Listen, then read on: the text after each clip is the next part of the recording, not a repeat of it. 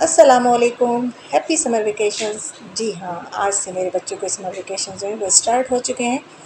तो आज है सैटरडे, सैटरडे से ही स्टार्ट हो चुके हैं। तो ये सुबह का टाइम था कि ना ब्रेकफास्ट से हम लोग निपट चुके थे। खैर ज़्यादा टाइम तो नहीं हुआ था क्योंकि अभी सिर्फ मेरे बेटे के ही वेकेशंस जो हैं वो स्टार्ट हुए हैं, बेटी के अभी नहीं हुआ। बेटी के जो हैं वो मंडे से हैं, बेटे के सैटरडे से ही स्टार्ट हो चुके थे। तो बेटी को स्कूल भेजा, बेटे साहब जो हैं वो घर पर ही हैं, मेरे साथ ही हैं आज वो। तो खैर उठना तो वही पड़ा हमें, बेटी के लिए वही टाइम से अपने वो सब कर करा के बेटी को जब भेज दिया, अपने भी ब्रेकफास्ट से सब निमट गए। तो यहाँ पर ये लगभग 8 बजे का टाइम था। तो सब आप देख ही रहे कि घर कितना फैला हुआ। और ये हमारे बेटे की कारनामे है कि उनको जो फ्रूट डे पर ऑरेंज बनाया गया था तो उन्होंने वो ऑरेंज लाकर यहाँ पर चिपका दिया है।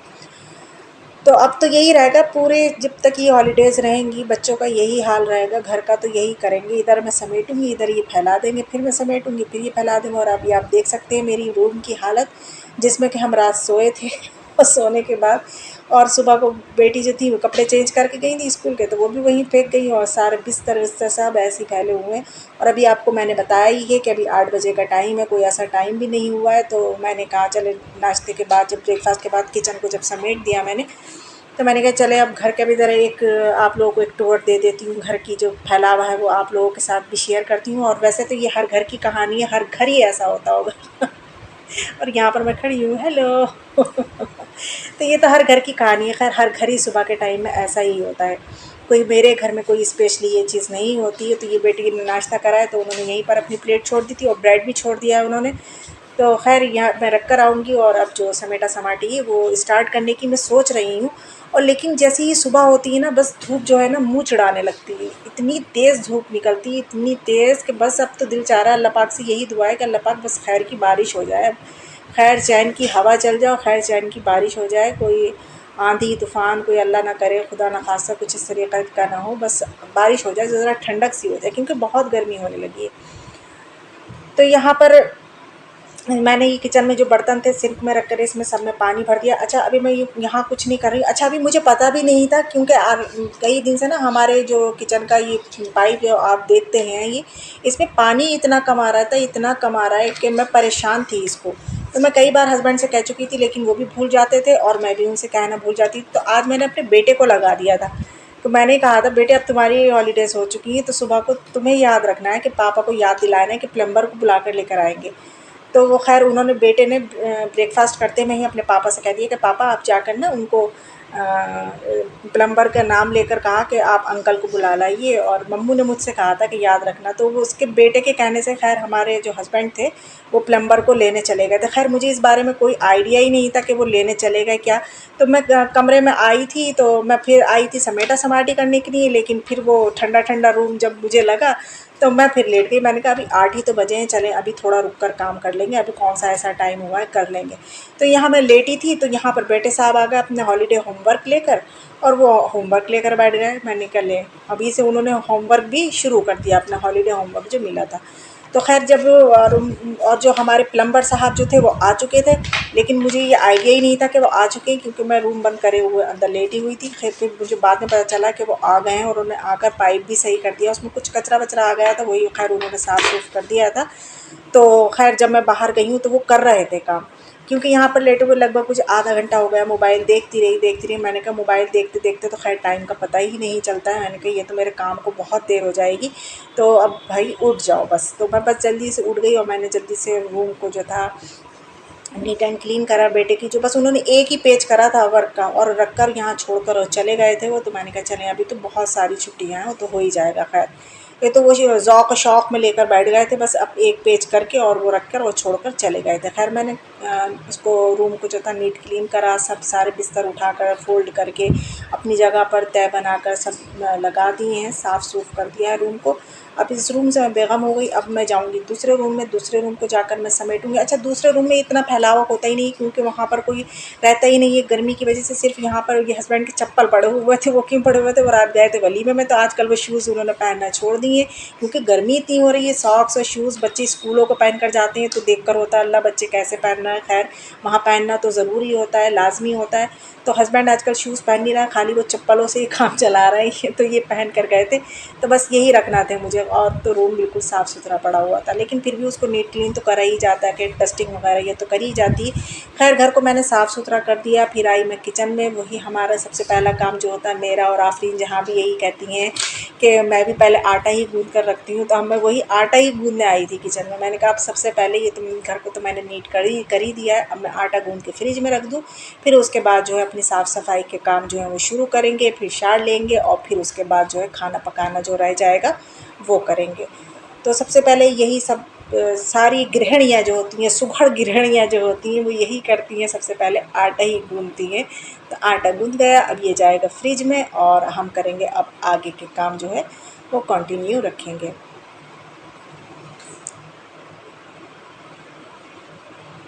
और ये बेटे साहब जो थे, इनको मिल गया है ये बाजा।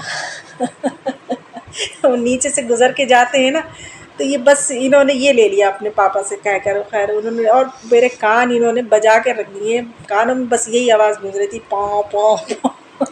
खैर ये बस थोड़ी देर करा है इन्होंने, उसके बाद इन्होंने फाड़ फूड़ के इसको फेंक दिया है, और ये बैठे हुए हैं मेरे पास, देख रहे हैं मुझे। तो यहाँ पर अब मैं यहाँ पर आज खाने का वही था कि खाने में क्या बनाए, तो गोश्त में मैं डालने लगी थी लौकी। तो खैर बड़ी एकदम से ना बिल्कुल घुट सी गई थी, जैसे शोरवा सा गाढ़ा सा शोरवा बन जाता है वो बड़ा अच्छा लगता है लौकी का, और जब पतले पतले से रह जाते हैं तो वो अच्छी नहीं लगती, जो पीस से रह जाते हैं। तो खैर बड़ी अच्छी हो गई थी हमारी ये लौकी, गोश्त जो था बड़ा अच्छा हो गया था। और यहाँ पर डस्टिंग मैं फिर करने लगी थी यहाँ पर, कि अगर हम घर को डेकोर करने के लिए चीज़ें ले तो आते हैं, हम ले आए, हमने घर को सजा भी लिया, संवार लिया, लेकिन जब तक उसको हम साफ़ नहीं करेंगे, उसकी डस्टिंग नहीं करेंगे, तब तक वो चीज़ अच्छी नहीं लगती। अब ये हम ये जो लेकर आई थी मैं प्लांट, अब इसके जो बड़े बड़े लीव्स हैं, अभी इनको पर इतनी डस्ट आ जाती है, इतनी डस्ट आ जाती है कि कोई हद ही नहीं है। तो मैंने वो ब्रश आप लोगों ने देखा ही है, मेरे पास रहता है ये ब्रश, मैंने इससे अब डस्टिंग करती हूँ इसकी, तो जल्दी से हो जाती है। खैर ये डस्टिंग तो मैंने जल्दी से डस्टिंग करी, जो पहले करने की होती है डस्टिंग वो कर लेती हूँ। फिर झाड़ू मैंने लगाई पूरे घर में अच्छे से खूब। खैर कूड़ा तो कोई ज़्यादा नहीं निकलता है, लेकिन फिर भी एक दिल के इत्मीनान के लिए उसके लिए करा जाता है। खैर झाड़ू तो लगाना लाज़मी है, चाहे कूड़ा निकले या नहीं निकले। वो तो खैर मैंने अपने बच्चों को ऐसा सधा रखा है कि अगर कोई चीज़ खा रहे हैं, पी रहे हैं, तो फ़ौरन वो उसका कूड़ा जो है ना फ़ौरन डस्टबिन में जाना चाहिए। ये नहीं कि बहुत से मैंने घरों में देखा है कि बच्चों ने खाया और वहीं पर रैपर फेंक दिया, वहीं टॉफ़ी का फेंक दिया, वहीं पर कोई अगर जंक फूड का कोई पैकेट है वो फेंक दिया, तो वो अच्छा नहीं लगता है। ये हम माँओं के अंदर होना चाहिए कि अपने बच्चों को शुरू से, बचपन से ऐसे ही ये सिखाना चाहिए कि जो चीज़ खाना है खाएँ, और किसी बर्तन में, किसी बाउल में लेकर ही बैठते हैं मेरे बच्चे, ये नहीं पैकेट ही लेकर बैठ जाएँ, किसी बाउल में करके और फिर लेकर बैठते हैं खाने के लिए, और वो जो पैकेट होता है वो डस्टबिन में चला जाता है। तो इस वजह से मेरा घर जो है बिल्कुल नीट क्लीन रहता है, बस थोड़ी बहुत ये धूलमधानी जो जूते चप्पलों में आ जाती है या बाहर इधर-उधर से आ जाती है, बस वही निकलता है कूड़ा, और एक्स्ट्रा कोई कूड़ा नहीं होता है, जो होता है डस्टबिन में ही होता है। फिर उसके बाद वही पोछा लगाना लाज़मी होता है, तो मैं किचन से ही लगाना, कभी किचन से लगाना शुरू कर देती हूँ, कभी कहीं से लगाना, लेकिन लगाती हूँ मैं बैठ कर ही लगाती हूँ, ये भी आप लोगों को पता ही है। और पोछे का ये है कि तो पोछे बाज़ार में भी बहुत मिलने लगे हैं, लेकिन मैं बाज़ार से बहुत कम लाती हूँ, मैं लाती ही नहीं हूँ। पहली बात तो मैं ये बताऊँ, मैं लाती नहीं हूँ बाज़ार के पोछे, मैं घर में ही जो टॉवल यूज़ करते हैं हम, जब वो मतलब बहुत पुरानी सी हो जाती हैं, जब वो यूज़ करने के लायक नहीं रहती हैं बहुत, तो मैं उनको बना लेती हूँ पोछा। या छोटी मोटी जर्सियाँ होती हैं बच्चों की या बड़ों की, तो उनको काट कर बना लेती हूँ, वो बड़े अच्छे रहते हैं पोछे, काफ़ी देर तक गीले भी रहते हैं और बहुत अच्छा पोछा लगता है उससे।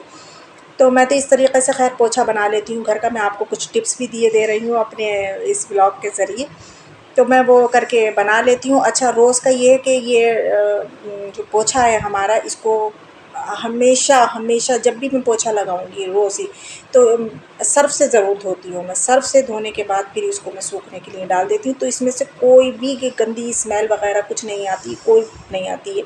जैसे एक आती है, बहुत से देखा है घरों में कि वो गंदे ही पोछे, मतलब पानी से खंगाला और डाल दिया, तो ना, सर्फ़ से धोकर, तो इसमें से कोई बदबू ही नहीं आती, ना तो मुझे फ़िनाइल, ना लाइज़ॉल कुछ भी डालने की ज़रूरत नहीं पड़ती है। और इसके साथ साथ कुछ ज़रूरत ही नहीं पड़ती है, वो जब पोछे में कोई बदबू स्मेल ही नहीं होगी तो कुछ ज़रूरत ही नहीं पड़ती है। वैसे मुझे फ़िनाइल की जो खुशबू होती है, वो जो भी कहें, खुशबू कहें, बदबू कहें, मुझे वो अच्छी ही नहीं लगती। मैं हॉस्पिटल में ही जाती हूँ तो अजीब सी स्मेल सी आती है वो, तो फ़िनाइल तो खैर मैं यूज़ करती ही नहीं हूँ। लाइज़ॉल करा है, बहुत टाइम करा, लेकिन अब कुछ नहीं करती मैं। अब तो बस पोछा साफ़ होता है तो कोई ज़रूरत ही नहीं पड़ती, कोई उसमें से कोई ना खुशबू ना कुछ स्मेल कुछ भी नहीं होता है। तो उसके साथ-साथ ही फिर जो हमारी आज पूरी सफाई दिखा दूँगी मैं आपको, जो मैं सफाई करती हूँ। तो उधर अपना जो टॉयलेट था उसमें भी हार्पिक डालकर मैं पहले से छोड़ देती हूँ कि वो थोड़ी देर उसको लगाकर छोड़ देते हैं। फिर उसके बाद उसको साफ़ करके फिर वॉश बेसिन वगैरह साफ़ करती हूँ। सब साफ़ करके फिर उसके बाद जो डस्टिंग मुझे करनी होती है, क्योंकि झाड़ू लगने के बाद एक फिर डस्ट सी उड़ती है, झाड़ू कितनी लगा लो हल्के से तो फिर भी उड़ती है, डस्ट आती है। और डस्ट का तो ये है कि मैं इधर करके निपटूँगी, 5-10 मिनट के बाद इस टेबल पर फिर डस्ट दिखाई लगी, क्योंकि विंडो के सामने है बिल्कुल, तो यहाँ पर तो डस्ट बस आती ही रहती है। तो यहाँ पर फिर मैं गीला कपड़ा करके और इसको टेबल को जो है फिर से एक बार साफ़ कर लूँगी, फिर से ये फाइनल टचअप जो है वो फिर से दे दूँगी एक घर पर अपने, और फिर बिल्कुल साफ़ सुथरा करके फिर जो मैं लेती हूँ शावर और उसके बाद फिर मैं जाती हूँ किचन में साफ़ सुथरा होकर। तो यहाँ पर हस्बैंड के मेरे हवाइयाँ जिनको कहते हैं वो भी मैंने धोकर यहाँ पर रख दी थी बिल्कुल साफ़ सुथरी करके।